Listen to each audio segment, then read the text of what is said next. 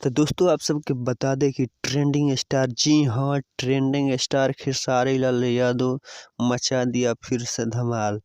दोस्तों आप सबके बता दें कि नौ दिया तेल, जी हाँ आप लोग सही सुना, नौ दिया तेल सॉन्ग का ये नाम है, जो काफ़ी बवाल का गाना है दोस्तों। और आप सबको बता दें कि ये गाना जी म्यूजिक भोजपुरी से छूटा है दोस्तों, जो काफ़ी बवाल का गाना है दोस्तों। और आप सबको बता दें कि ये गाना बहुत ट्रेंड कर रहा है दोस्तों। ये गाना काफ़ी फैंस लोग के पसंद पड़ रहा है दोस्तों। हाँ, काफ़ी बवाल का गाना है दोस्तों। इस गाने का राइटर कृष्णा बेदर्दी जी हैं दोस्तों। बहुत बवाल का गाना है।